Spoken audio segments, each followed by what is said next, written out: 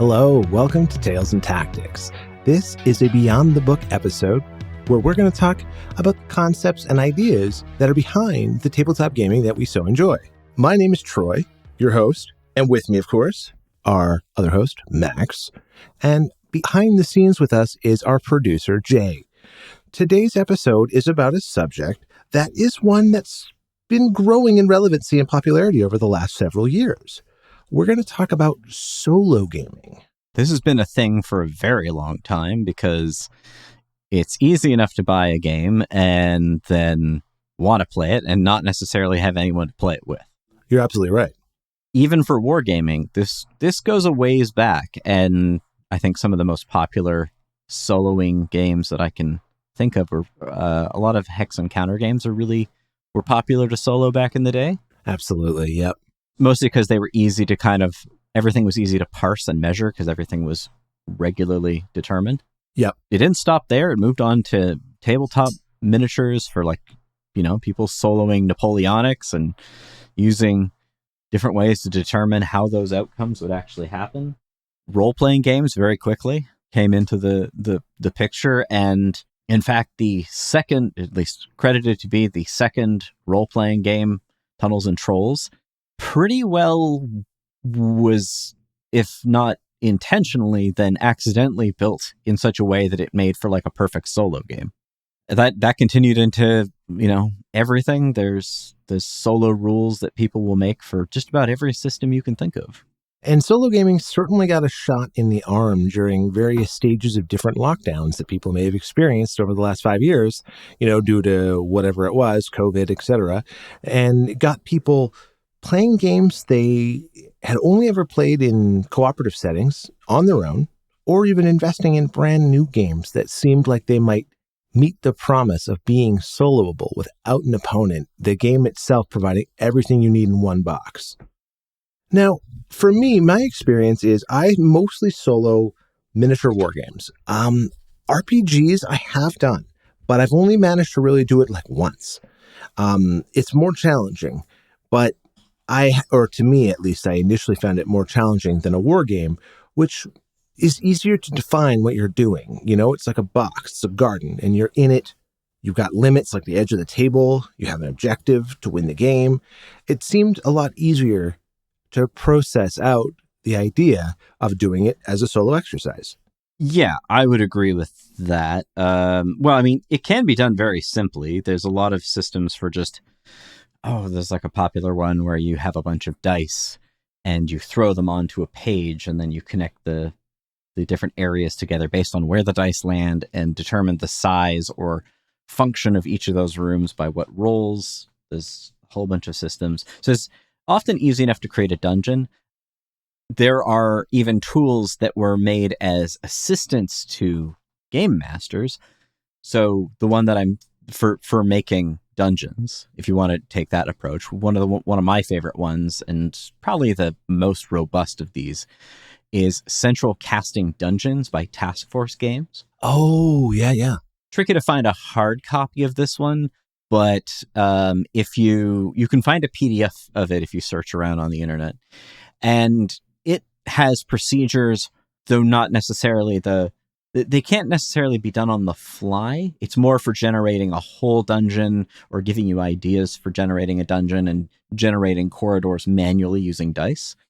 But you can use that if you want to create a much more robust system. And I have actually used it as a moment-to-moment dungeon crawler. So you roll for the entrance to the dungeon, you roll up what type it is and all this other stuff, and then you roll your first room, and then you're as you roll your first entering the dungeon, when you roll your first room, that is moving into that room. It's a little too elaborate. It's definitely not streamlined for that function, but it is cool because it gives you a lot of random stuff. The only thing it doesn't really provide are encounters. It's more building out architecture. It does include treasure. It can include things like traps, or at least trick-like traps. But yeah, I think generally there's a lot more world that you have to consider when you're doing a role-playing solo. I mean, what exactly did you find the hurdles to be? Maybe that'd be an easier way to address. I think it's the idea that a role-playing game almost is an attractive game in its possibility space. But in a solo role-playing game, you need to know the possibility space you're going to plumb the depths of.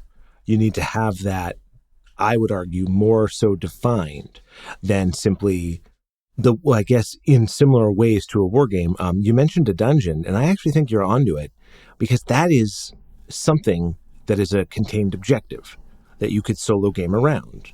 You know what I'm trying to say? And that definitely helps because, as you say, with a war game, it's a lot more of a contained experience because it's this battle. And when it's not this battle, then you can resolve it in another sort of focused but abstract system like a campaign system. Yeah. I mean, you can use a lot of those same things for solo gaming with a role-playing game. And in fact, you can buy modules that are for soloing. So people do sell these, and they're essentially like regular adventures, but they're formatted in such a way to almost work a little bit like a choose-your-own-adventure novel. Yeah. But with you rolling dice and things like that, and it having more specific maps. Those are probably an easier way to get the taste of that. Even doing any of the fighting fantasy series. That would be a good starting point. You're absolutely right. I also think TSR had I've forgotten the name of it, but they had an equivalent series where there was actual dice rolls. It wasn't just broad choose your own adventure, move to such and such a page. So there are those. There's also a lot of there, as I mentioned, with Tunnels and Trolls. There's a lot more supplements built around that as a solo game, including adventures. So some systems specifically lend themselves. So Advanced Fighting Fantasy, Tunnels and Trolls, older editions of D&D, because of the simplicity and not having to track as many things with the character. I mean, again, it really depends on your taste of enjoyment. But one thing that I personally find is that when you're solo gaming, you can actually, without bothering anybody at all, add quite a lot of complexity to your game if you want. Now, it's entirely, as I like to say, you can make a solo game as heavy as you want to lift. Yes. With a game with other people, you're now dealing with the patience and attention span of multiple people. But if it's just you in a room doing your own thing and figuring things out on your own, you can make it as crunchy as you want. You can make it as overly unique and sort of bespoke to whatever you're doing and get away with it. And in my opinion, up to a limit, that actually adds to the enjoyment, because my problem with doing solo gaming a lot of the time is sometimes the artifice will break away from me and I'll be like, why am I just not writing a story and then rolling dice to determine it? When it's that simple, I don't quite enjoy it enough. I like when things are interjected into my imagination and force me to make decisions. I don't mind doing that by myself. If you're just using a resolution system that vaguely interprets certain things, and those can be useful in some circumstances where you just need a simple answer. But I tend to like to use a lot of random tables. I like to use a lot of different movement procedures and things like that. I have my own particular way that I like role-playing solo gaming, which I can get into a little later. But I think, yeah, maybe we'll throw it back to you as far as like you're interested in doing this as a wargaming and experience and what you get out of that as opposed to, well, as you say, like the more open-ended role-playing experience. With a war game, I find just doing one-shot in-a-box battles is fun. It can be enjoyable, absolutely. But the key to solo wargaming is campaign play, where you're playing interconnected battles, whether they be a ladder campaign, a narrative strung together through a storyline, or, something as detailed as a nodal or map-based campaign. The thing that makes campaigns hard is coordinating everyone in them. So what if it was only you, and you just coordinated the whole thing?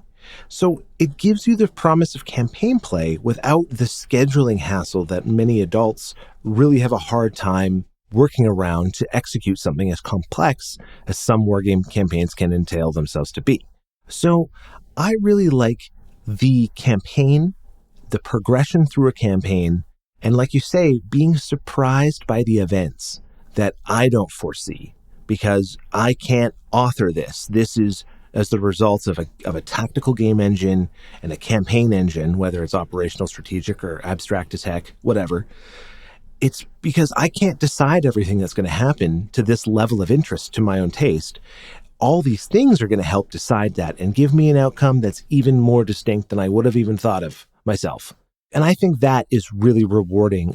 Campaign play, to me, kind of harkens back to two reference points. Mr. Henry Hyde and his Martinstad campaign that he ran. That's a perfect example of a journal-based campaign where you're doing it for the reflective nature of it, where the idea that you can look back, see your campaign, and derive enjoyment from remembering and reliving it in this log you've created. And the other really strong reference to that is an old White Dwarf article. I forget the author's name, unfortunately, but it was about the Book of Grudges. So as a dwarf player, maintaining your log of grudges of everyone that's beaten you and every time you've played them subsequently to get your revenge and right the wrong. And that to me was like, that's what I want. I want that reflective element to my play where the battle itself lives beyond just the 45 to 2 hours of play that it was. It, to me, is now a memory that I can reflect on and derive this sort of reminiscence from. And I love that. And I feel like a campaign is where that value is. And logging the campaign, keeping a journal, that's what I enjoy doing with a solo war game. I would say it can be challenging sometimes because you have to balance these two pressures, like you were saying, that the weight of the rules you want to carry with the sense of progression that you want to maintain. So as you're looking to hit milestones and reach campaign turn 2, campaign turn 3, you do have your operational or your tactical battle to go through. And if that's something that's really intensive, it can slow down the rate of progress through the other campaign sequences as to sort of dilute the experience a bit. I found that is the balance point you have to strike to taste. For some people, it's going to be very much about the specific, detailed, tactical results that you get. And in that case, well, we should be playing classic Battletech in our campaigns ready to rock. But if we're trying to just get, like, does the city of New Derry fall? And how fast is that happening? And what units are involved? Maybe we're resolving that through Battletech Alpha Strike instead of Classic, because it's the progression through the campaign that we're looking to make, as opposed to the specific detailed outcomes at each step of the campaign that we want to drill down on.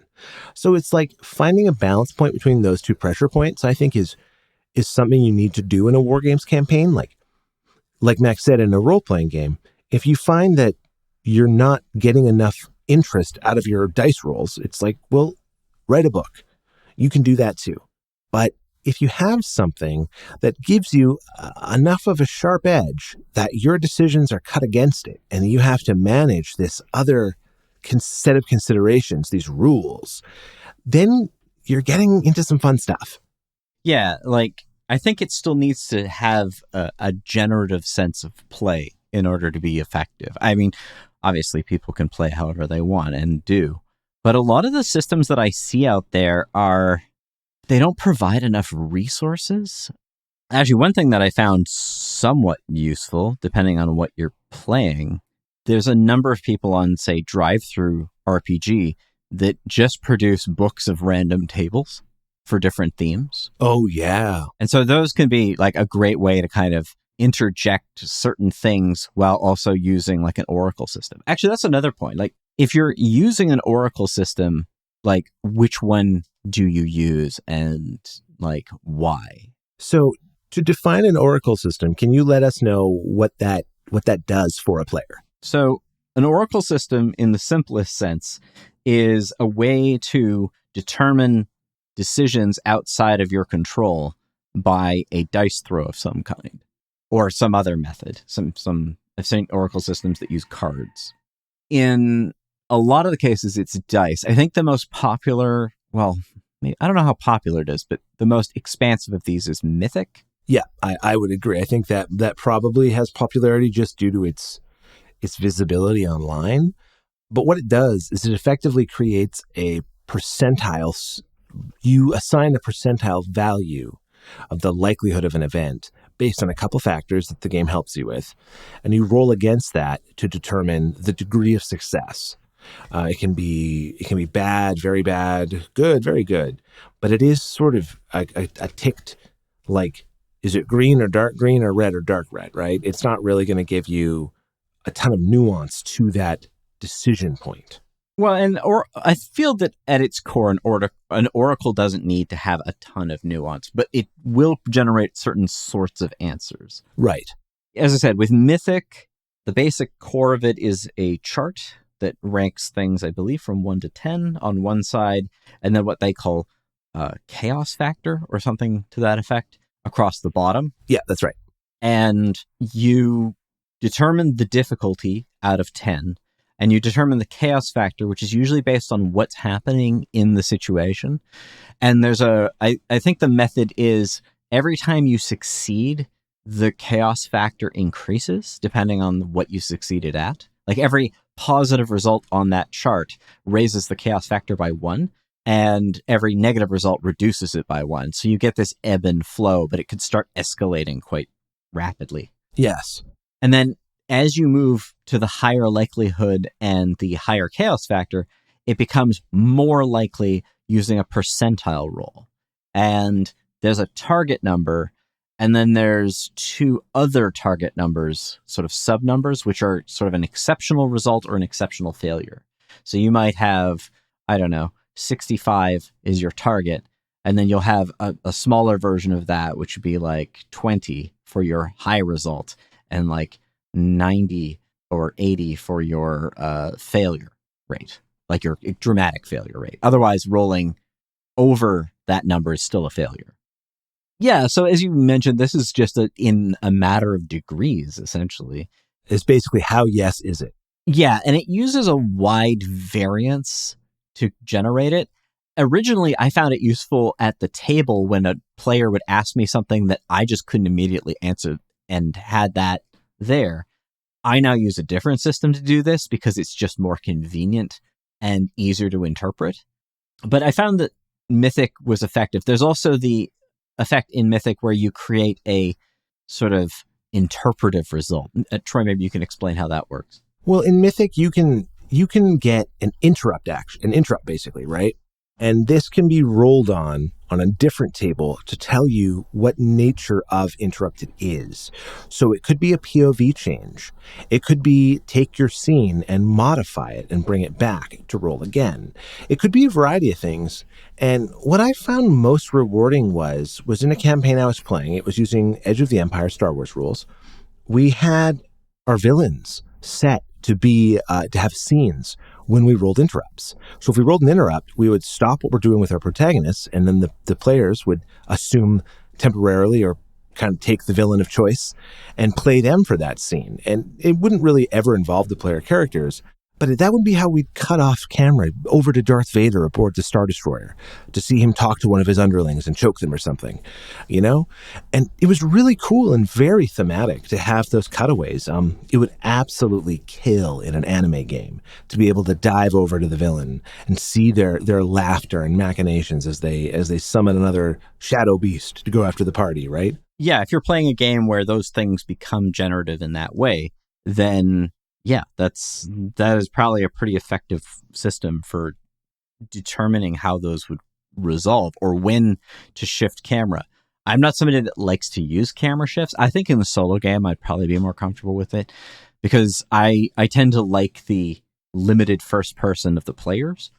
But there's a suggestion that you're already playing with the rest of the world if you're doing a solo game. Like you are GM and player together. Right. Yes. As far as oracles used at the table, my favorite one right now is one called Recluse. It literally takes 1 page to understand the concept of it.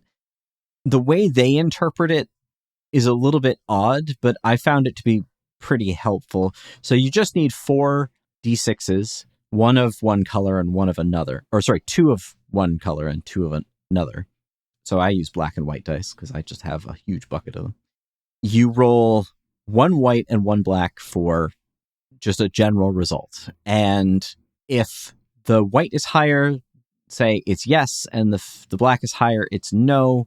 if both numbers are above 4, so 4 to 6, then it adds, I like to say it adds and. If it's 3 and 3 to 1, then it adds but. So that the cool thing about this is when you roll it, you end up with yes and, yes but, no and, no but. And then if you roll doubles, the procedure is that something about the question you asked needs to be changed.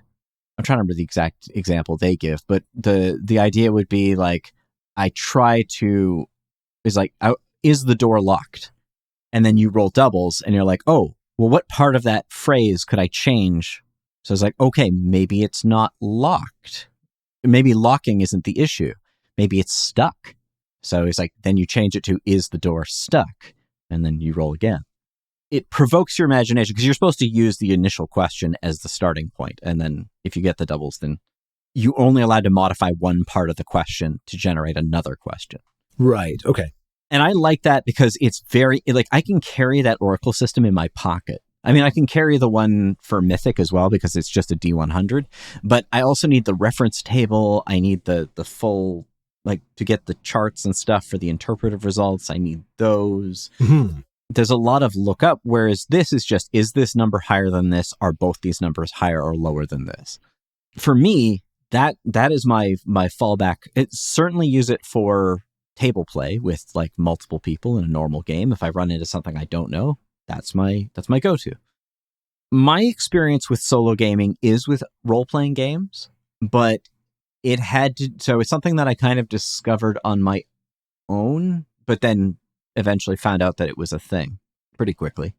Maybe other people do this or came about it in the same way that I did, but I don't run solo campaigns the way that I see most people suggest to run them, or at least that's not how I used to play them when I was younger.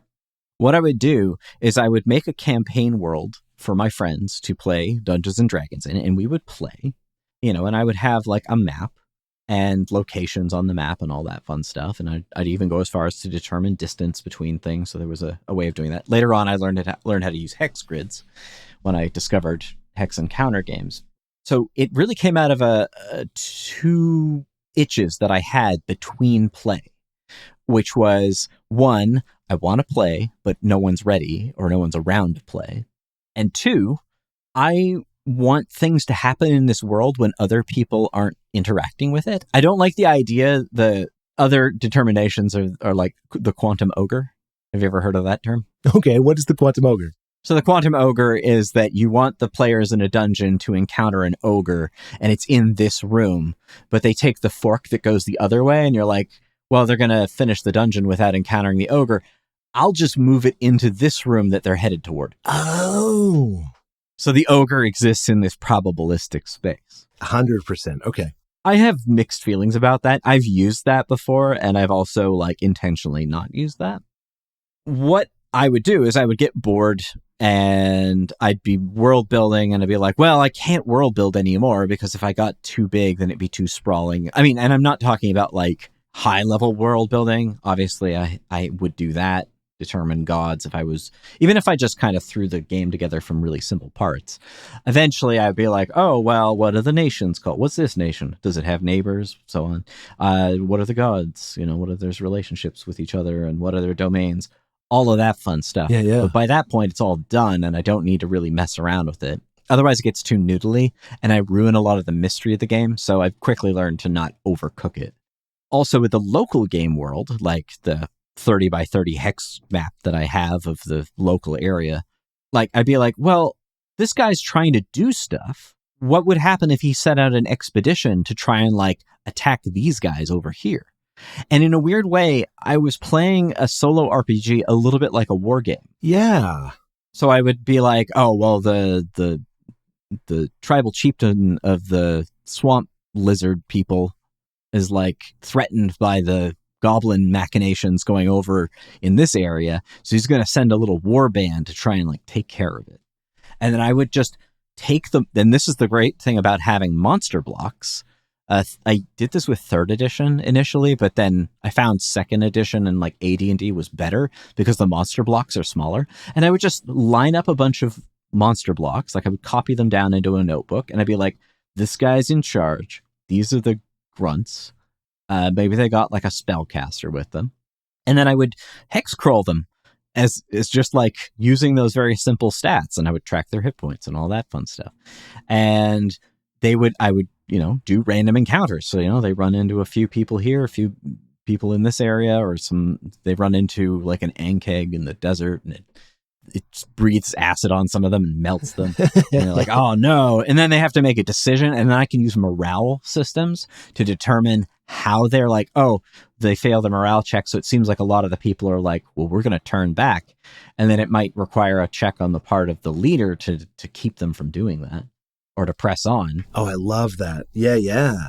It was me just using the world I had already built for the purposes of this. And the thing that I also learned that was fun to do was to create parallel time and tracking or probabilistic tracking for these little experiments that I would do. So parallel time would be, well, when I pick up my little solo game, it's actually when the adventurers are doing their game. So they've already played a session, and I've recorded all the things that they've done and worked all that out. And then I'll go back to some point when they were playing, like in-game time, and then I would send out a little expedition so that it would correspond, and it would give something like as if the world was still working while the players were out adventuring. There were things happening elsewhere. Yeah, so it's like you're trying to create some breathability in the environment, something that like kind of pushes back and forth. I am still very enchanted with the idea of the role-playing game being a living setting. So it's in a way like a faction turn, but it also doesn't feel quite as restrictive as the traditional faction turn being like, oh, the Six Kings. It feels a little more dynamic that you could just sort of pick anyone to activate in this downtime, so to speak. Yeah, I mean, some of them aren't even like combat things. Like, I'll say that like an emissary of this tribe went over to this tribe and tried to form an alliance. And then I would roll to determine how successful that was and what they might offer in exchange. And then when the players come back, now, especially if they've had interactions with these groups, they're like, oh, yeah, well, we've got more friends waiting in the wings. Or the players might find out that the one group they were fighting is now joined with another group, and maybe there's some interesting grievances. Like they'll go visit the friendly tribe and they'll recognize someone from the tribe they were fighting. Oh, cool. Yes. And then that guy will be like, hey, these guys are terrible, or however that would make sense in context. The other thing was, so aside from having a form of parallel play in time, I would also have probabilistic play. So if I played out a major battle that was happening and the players, I did this on the fly, but I actually found it really fun, was that the players would get into the battle because maybe they would hear about it and they'd want to interact, or maybe it was close enough on the way because I wanted to resolve something. So I would play out the battle by myself using mass combat rules, which again was where I learned the idea that the game can be quite crunchy and heavy, and that's not going to slow anyone down if you do it yourself. So I would pre-run the mass combat so that I would know the outcome of the specific events and outcome of the battle, but then I would let the players interact with that outcome and change it after the fact, as if it were, you just imagine the way that I ran it was the course of that event. And then the players would then change that course by doing whatever they were going to do. So it included that parallel time, but it allowed them to change things that I had already determined. And what did you use for mass battle? Was it more of an oracle system like I've seen people do, or did you actually have crunchier rules? Usually, if the game had it, I would just use the mass combat rules. Or I would grab like an Avalon Hill game that had like the same idea. Nice. Like something like that. Probably more like an SPI game, but because I didn't have that many of them. Or my uncle had all the Avalon Hill games. He had all the good stuff. He had all the really good stuff. I mean, no shade on SPI. SPI games are great. Once I got introduced to the concept of like how hex combat games would function, and again, at the time, I had very limited access to those things, but I would find a game that suited it, or in a lot of cases, like even 3.5 had mass combat rules somewhere in some book. Yeah, that's right. I remember this. I can't rightly remember, and they weren't great. Like they were good, but like most things in 3.5, they were burdensome. Right. And excessively complicated for what might just need to be resolved in a simple way. If I was doing it now, I'd probably look at the mass combat rules in D&D Classic, like in Rules Cyclopedia has mass combat in it. Cool. Yeah. Or even AD&D. And I mean, I guess battle system might be too close to the battlefield for what I need it to do. I get what you're saying with that. Yeah, because battle system is very much like a miniatures game in its own right. Yeah, that might be excessive, but there were mass battle rules for a lot of those that were pretty easy to work out. And it's really just treating groups of units as if they were single units. That's usually what ended up happening. Like that would be a lot of the stuff that I'd figure out myself. Oh, yeah, yeah. Like instead of hit points, every hit point is just a guy. And then that's a group. And then that block moves forward. That's a good extraction. Like that totally would serve the purpose, right?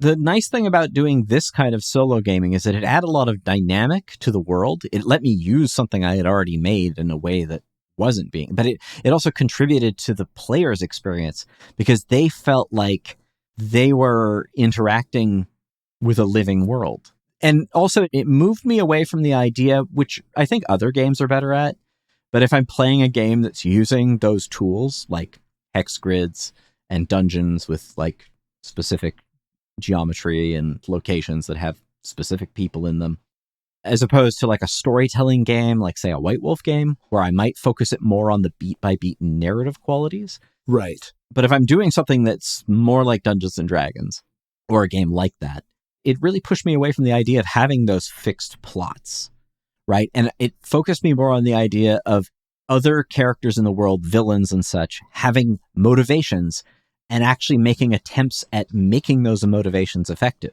So it's more about what's driving them than a series of beat points you're trying to coalesce into being. And you're using your solo play to sort of inform how that's going to work in the group play.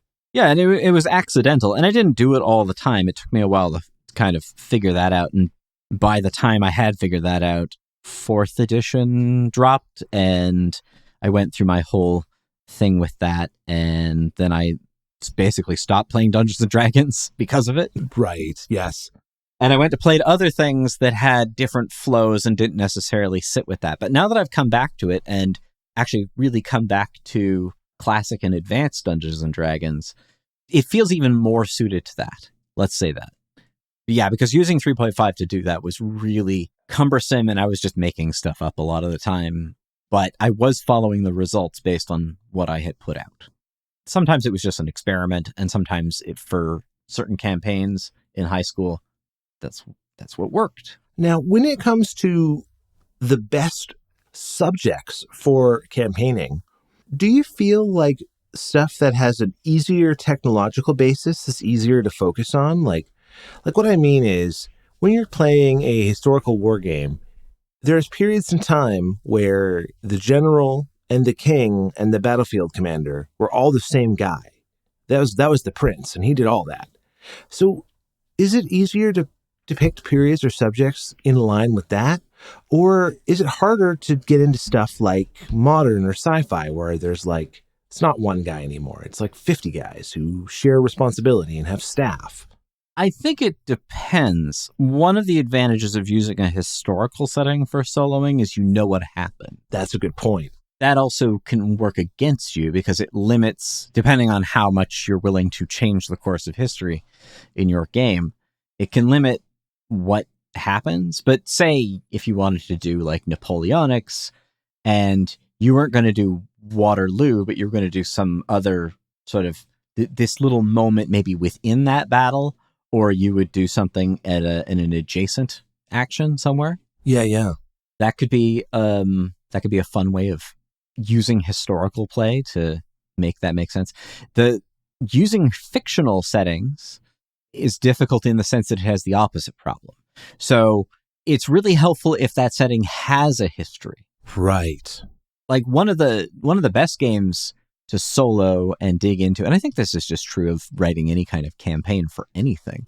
I actually think, for my money, BattleTech does it probably the best because it has this very definitive, evocative plot, or multiple plots. These sort of and I mean, until the end of like the Jihad era, it has these very carefully threaded plots that nicely resolve and connect together, but it also evokes or leaves a lot of interpretation as to what's happening in between those. History is not as forgiving to that. Right. You're either actually playing that one situation as a hypothetical, in which case it might not line out the way that history has suggested, but it does sort of narrow you down to like, well, it's a little less probabilistic. I mean, obviously not everything is recorded, and so you can play around with the possibility space there. But the nice thing about a well-developed fictional history is that it's often intentionally, if it's done right, it's intentionally leaving that space. Yeah, for sure. Especially in a war game. So like, I think Battletech is kind of the example for this idea. And I also think it's great because it uses, certainly classic Battletech has a lot of that crunch that you can endure on your own and make tactical decisions and have dramatic outcomes because, actual limbs and, actuators are being broken and heat sinks are blowing out.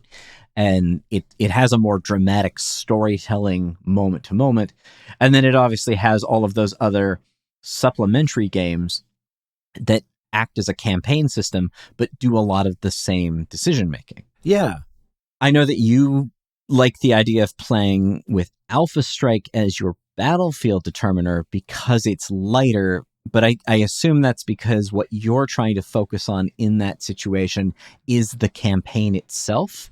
Yes. And the actual battles are less of a concern to you. The battles are links in the chain, but it's the whole chain I'm looking for.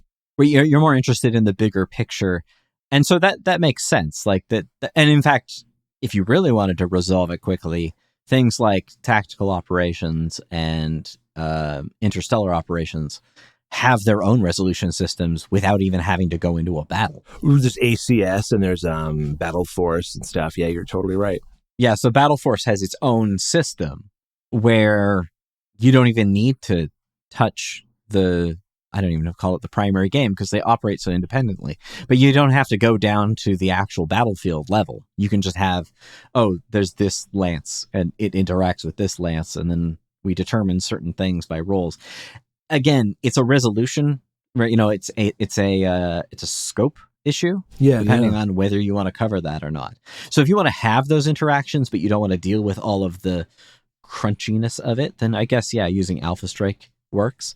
For me, I don't see the point in going down to that level if you're not going to get the drama of what comes out of it. That's a good point, too. There are things about Alpha Strike that I think are good. Support vehicles work better in some sense. I get that, yeah. Overall, it feels like a sort of pale shadow of what the actual game delivers. And that's why I think another point I wanted to make about campaigns, and right on the point you're making here, is campaign aids. We've had an episode about this, but I think it really is important for solo. And we were talking about Mega Mech earlier, right? The sort of the online hex encounter Java-based version of Battletech. Oh, yeah. You just showed me that before we started. Yeah. I mean, I'm not sure as to how good that is, but yeah, that seems super convenient. That could be a way to handle classic Battletech fights in a campaign in a solo way without needing to print record sheets, right? Stuff like that. So there's, I think a big thing is determine in a campaign, are you trying to link your battles to give your battles more meaning? Or are you trying to link your battles to give your campaign more meaning? It's almost like what of the two things is going to be the star of the show? You can go for broke and do both, right? You can. Oh, for sure. But it will take longer. That's the thing that you have to accept, right? Because completing an entire a battlefield encounter in Battletech is going to take a while. Yeah, it will. It'll be more of an investment. As opposed to an Alpha Strike game, which might take 30 minutes to 40, whereas a classic Battletech game will take you a few hours, depending on how big of a map you're dealing with. Yeah, that's true. You're not wrong at all. it's all in what you're willing to put up with in order to get the experience that you want from it. I think that's the big part about what you're determining when you're solo gaming is, as we were saying, like, is the game worth the candle? Is the amount of time that I put into this going to be an enjoyable experience, or am I just going to get frustrated with it? And that's really up to personal taste. As I said, I like a lot of minutia, and I don't mind it at all levels, because to me, that's what I'm doing. I can savor those moments. And the other nice thing about solo gaming, which I don't think we've mentioned, is that you can break it up any way you want. I can determine 30 minutes of something that's happening, provided I document it well enough. Yes. And walk away, do something else, have lunch, come back, do another hour. Having it occupy a reasonable amount of space is a little bit of an issue. Pinning maps to walls sometimes happens. Right. Yes. Corkboard maps are cool. Google Drive or iCloud, like folders full of stuff, is important. I find like trying to get your documents organized can be an entire process of itself, to the point that you may never actually start a campaign because you're too focused on trying to perfectly categorize everything that your campaign may need to entail. So what I would say is the same advice that applies to a game master in a role-playing game is start small and don't be afraid to revise your standards or your processes as you learn.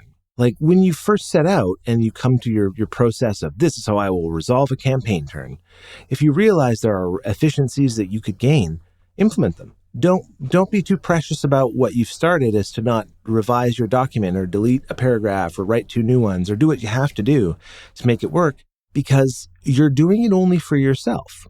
So you can really set whatever pace, tempo, standard you want to and change it as often as you need to. I've played a fantasy campaign that's been solo for like a decade now, just going in and out of it at different times. And it's used different rules most of the time. I keep changing what I want the rules to do. I know the effect I want, but I keep changing the rules to get closer and closer to that. And and the campaign, nothing in that campaign has been made invalid. I haven't gone back and said, oh, well, these 3 battles were done in the wrong game system, so I delete them. It's like, no way. They happened and they were fine. And the next ones will happen maybe in a different game engine. But when I reflect back in that sort of journal way, it's still all just one through line. Another thing that I think is a huge advantage of solo gaming is you can try out like ported mechanics from other systems without causing massive imbalances or disruptions in your regular games. So you can use it like a test bed. Yeah, totally. I want something to resolve this, and so I will borrow something from this game, which seems compatible, but who knows? It might totally throw things off. I think solo gaming has a lot of value, and I do think that it's worth doing even a little bit. You need to enjoy the process. Yeah. That's the first part. I mean, that's true of anything you're going to put time into. If you don't enjoy the moment-to-moment thing of doing it, well, I don't even need to tell you not to do it. You're just not going to do it. Well, so true. So true. You really want to pick stuff that works to your taste. Like, as I said, I find a lot of solo gaming to be a little bit self-indulgent and tedious if I'm not doing it for something that builds on something else. So as I said, my favorite form of solo gaming is playing the world in a role-playing game that I'm probably running. Yeah. Or just playing the world for my own sake, because it allows me to combine hero character solo play and wargame solo play at a level that is pretty easy to manage. Or on the few occasions that I have done that, which I've mentioned already, that, like playing Battletech solo is actually quite fun. I haven't gotten to the point where I'm playing campaigns yet, beyond say a chaos campaign, but individual battles are based on how that game's mechanics function. It's pretty easy to play yourself. Yeah. And have interesting things happen. Well, this is another point about playing yourself. A game like Battletech doesn't really play with hidden information. It's very everything's on the record sheet, right? It can have blinds, you can do sensor stuff, and there's special rules for all that. But when you look at a game that has your facts in front of you, I think that is another type of thing to look for in a solo engine. It's not a game where you're trying to put one of your hands behind your back and trick yourself. Like that's not the point of a solo game, I don't think. I think like games that have really complicated deployment schemes to mask where troops may be hidden or may not be hidden can actually be harder to solo than you may anticipate because you can get caught trying to outwit yourself in a way that's not plausible or constructive, where instead sometimes more conventional deployments, arrangements, or bits of information can be better. Like if you want to look at a game that's a bit, we're a huge fan of Chain of Command, sometimes soloing that process, soloing the patrol phase can be harder than the rest of the game because the rest of the game is a war game that you're more familiar with and plays out. Even though guys do spawn off these markers, there's still a cause and effect and relationship that you can easily see in the course of play. But when you're moving the patrol markers and I move one, and then the other guy moves one, and then I move one, there's a process that's happening. But when it's just you moving these one after another, you kind of start to directly counter move the move you just made, and then directly counter move the move you just made. There's no feint that you can make, right? Where you're like, I'm going to move the one on the right to make him think I'm going right, but I'm going left. Like, there's none of that. And that is something that I've learned about hidden information in games that I tend to enjoy in a competitive or cooperative way. I've shifted them and maybe not use them the same way or at all in solo gaming because of some of these considerations. So that's something else to put in your mind is, does the game match both with the level of weight you want to carry to get to your outcome, but is it also fundamentally a game that can solo? Not say like any game can solo truly, but can the game, like if you're playing a block war game where you're supposed to stand the blocks up with the sticker on the side facing away from you, that's a hidden information game. That's not made for soloing. It just truly isn't. But I would say a game that's obsessively made for soloing with like, quote, artificial intelligence systems, to be generous in that naming, I also think those are taking it too far. And an AI in a miniatures game is almost like I love a good reaction table, but I hate an if-then statement. I see. Yeah. I mean, to me, that takes some of the magic or the charm out of it. One thing I have found AI to be good for, if I've done my record keeping well, is to record all the events that happened while I played at the end and then have it make a story surmising those events. And then okay, I'm an AI in terms of like the artificial intelligence of governing the troops on the table, like that type of thing. Oh, I see. Like the mechanisms. Right. Yeah. I think we need to be careful about using that term in those cases. You mean like what is it? Table programming kind of thing. Table programming. Yeah. Like if then statements and stuff. But I will say I have used like ChatGPT to collate, condense, narrativize, summarize. I've used it as a campaign buddy, and it's actually pretty adept. You will need to edit it, and you will need to instruct it on what you need, of like everything you need to do with AI. But it's actually a pretty powerful tool if you're like, okay, this is where I'm at in the campaign. This is what's been happening. I've taken these losses. They've taken those losses. Chat, get me up to date. And it'll be like March 1472, and it'll start to give you the whole rundown. So that's really cool to me. I think for broad strokes, that's true. No, I mean, so like just to go back to your idea of hidden information. Sorry, I had a point about this. Oh, yeah, I'd love to hear it. That's basically what dice are supposed to do in a solo game? Yes, dice are the hidden information, right? The outcome. What you don't know is determined by probability. So it seems weird to then include, I would say, other more elaborate systems to do the same thing. You were describing the problem of, say, like playing chess against yourself. There's only so many things I can do. There's no way I can surprise myself. I can set up certain situations, but like that's more like a chess puzzle. Yes. Where there's a particular arrangement of pieces, and then it's about solving that particular problem in whatever number of moves you can determine. Things that go out of their way to use hidden information, it's not that I don't think it works, it's just I don't think it's necessary. I think it seems something that the dice can determine because that's the only thing that you're blind to is the outcome. I like that. I like the idea that like there are two things that'll get you. It'll be the dice, or it's going to be a mistake that you didn't see you made until now when you step on the other side of the table. You're like, oh, wait, I got a flank shot on that tank. How did I not see that? I'm taking that flank shot. And like, that's almost the surprise of yourself, is when you catch your own mistakes. And that's why my rule in solo gaming is never fix anything. If you make a dumb move or you forget to do something, you can't fix it. It's like in a game with your friend, you might be, oh, dude, I forgot to use my power. And he'd be like, oh, yeah, use it right now. But like in a solo game, you can't do that. In a solo game, you pay for those mistakes. And that's why it's cool. Who are you going to win against? You? Well, exactly. You don't want to play this heavily optimized state in a solo game, because the good parts are the mess ups and the failures and the messiness, right? That's where it's good.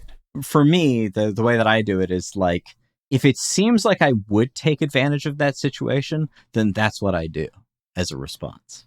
Yeah. Like, I wouldn't be like, oh, well, they're clearly not protected on this side, but I'll kill them if I go over there. You know, it's like, well, that's what they would that's what they would do if they could see that. Yeah. You know, maybe I'll determine like, oh, can they work out that that's a strategy? And then I kind of work out the probability of that. You could oracle it, right? Yeah. Yeah. Or I can use a stat in game. So like, you know, in a battle, actually, it's really interesting using those things, because things like stats like intelligence become more interesting. Oh, that's cool. Because then a lot of it has to do with like battlefield tactics and whether that guy notices the thing that I noticed as the sort of omniscient narrator or gamer in this situation. Yeah, because you do want your guys underneath your perspective to feel like they are operating within, you know, like they're pieces of plastic or lead or whatever, but you still want them to feel like they are doing something. You know, like you don't want it to feel like, oh, all of these are just puppets to my will. You know, like one of the best parts of a solo game is having morale friction. When units break and run or get froze up or go heads down at the wrong moment, like that type of stuff makes a solo game good, because you're getting the drama. And I find for me, when I'm soloing, what I want is not to win or to have the good guys prevail necessarily, but is to have the most dramatic thing happen that I can log or journal about and reflect upon later. And sometimes I'll have some cool photos I took. Sometimes I'll be too tired or lazy and I won't write it out myself. I'll just throw some notes in the chat and be like, yo, give me a story. But it'll be that process that I use to create my solo experience. And I think it's sort of a different look for everyone because it's a personal experience. But experimenting and not being afraid to change your process and rewrite your standards, and not being afraid to incorporate ideas from other games into whatever game you're looking at. Like last episode, we talked about Clash on the Fringe, and its campaign system is quite light and refreshingly light in some regards, but it leaves the solo gamer in the position of having to author both army lists for every battle, which sort of works better when someone else is writing one of the lists. So I'm going to port over a World War II thing, because I'm going to do a Quar campaign in Clash on the Fringe. So I'm going to port over a World War II random troop tables. So I just roll and it's like, oh, I have 4 squads today, and they have a tank and a light mortar. Got it. And then I'll write an army list and try and match it up with my list and do a little point balancing and call it a day. But I want that table to help inform my choices and give me some friction, some variability, and then I'll take it and square it off from there.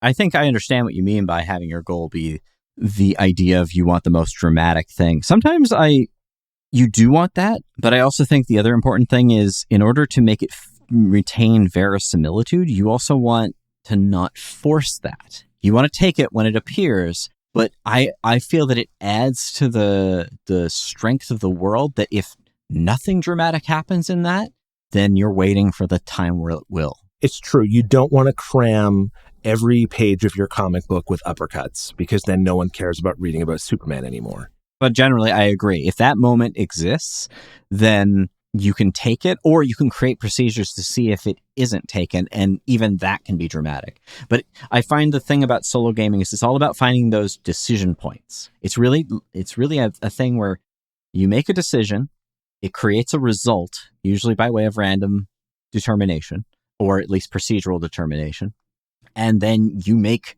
another decision based on what happened. And it basically becomes a chain of these things, and you kind of augur your way, by random results to somewhere you didn't expect. You're absolutely right. And that's the thing, is that you allow things to happen. You don't force anything, but you also don't let things slip away when they show up, especially if you're trying to author a protagonist faction. So like you've picked this, it's this side and they're going up against a bunch of other forces. Actually, a really good game for that, at least in a battlefield sense, is a game like Nuts. Yes, Nuts is if we're talking solo, Nuts has to be mentioned for both the soldier reactions, which are really high friction for like, you can never guess how a Nuts game's going to start or end, and those random tables that you roll on to spawn troops that you deal with to create scenarios. You're absolutely right. That's a really prime example of a solo game. We've played that with people, but it's still more of like a shared solo experience in a lot of ways. Yeah, it's really co-op-y, as like, you each take a squad and you try and face down against, the enemy defending the village. That's a subtype of solo play, which is co-op play. Yeah, it is. Or GM-less in terms of role-playing games. You do need a very specific and robust system to do that, but yeah, it kind of comes out of the same mindset. It does. What would be the coolest thing to happen? Or the nice thing about using people for co-op play is you can rotate it around. You can say, well, I made this action. It's up to you to decide what the weird thing is. Kind of like a MechWarrior Destiny style, where you're like changing who is the driver. Yeah, I know what you mean. I like, when it comes to the co-op play, I really like the way that it de-emphasizes players trying to one-up each other, and they all of a sudden start to have this like, that same energy you'd put into getting the edge on someone, you now put into creating the best moment together, which can be really fun sometimes. It's not a replacement, but it's a different energy that I do appreciate, and I've had a blast with in GM-less role-playing and with Nuts. Actually, Nuts being like kind of the game I've done that with. I want to try that with 5 Parsecs for 5 Leagues by Modifius through Nordic Weasel, because those are really good solo games. But I will say they're very process intensive between the battles, so I kind of lose impetus. But if I had another player I was playing with, the two of us together rolling through those post-battle tables might hold me a little more tightly and get me into the next scenario, into the next scenario beyond that, right? So it's interesting how you can get comparable solo vibes when you modify to a cooperative mode of play, even using the same parts that are traditionally seen as solo parts, like, Oracle engines or solo miniature games that are designed as like adventure war games, so to speak. Yeah, and as I said, there are some games that there are actually like published. They're not common, but there are published solo RPG. Before we finish off, one that I remember that I learned about this by watching Seth Sorokowski's channel, but apparently Cult, the role-playing game, Cult with a K. Oh, yeah. They have a one-on-one game, and I think it's about driving down a highway. Oh, cool. Probably hunt it out on his YouTube channel, but that's another style of play, which is duo play or one-on-one. Yeah, that's very cool. You can use the One Ring Strider mode to solo, but also to play duo mode too. And that's cool if you want to do like a Aragorn in the north, walking around the woods kind of feeling in a fantasy game. There's a lot. Even like a solo piloting game where you're like a space trucker could really work. There's some ideas that I was playing around with like extremely light rule systems. Like you could do something where it was more like a space colony game where the threat was environmental. You almost turn it into a building strategy game, but using wargame or role-playing game mechanics. I kind of set that up, but I haven't really played around with it. But yeah, it's sort of like a moon base game. I think we've covered pretty well every variation of that idea. If you solo game, or if you have questions about it, or you want to share your personal experiences, get it in the comments. Tell us how you feel about this aspect of the hobby. It's something that some people have looked at as like, oh, how could that be fun? But it's a lot of fun if you think about the way in which it's going to fit with your take on the hobby. Yeah, 100%. And that I think if everyone starts sharing their own experiences or how they do that, or games that do it better than others, because I can't say I've explored every option in that area, then yeah, that's all the more reason to get people into doing it. But I think that'll probably cover it for now. Excellent. Well, I want to thank everyone for listening. Max, what do we got coming up next week? There's a possibility that we might have to take a little bit of time off, like a week. So we might lose an episode.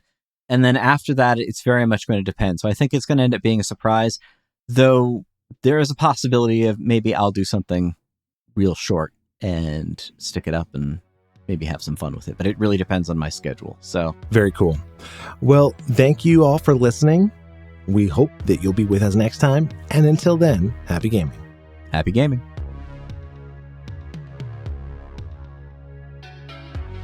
We hope you enjoyed delving into today's episode.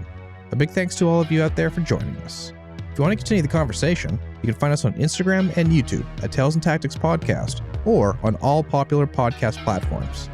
Join us again on the next exciting episode of Tales and Tactics.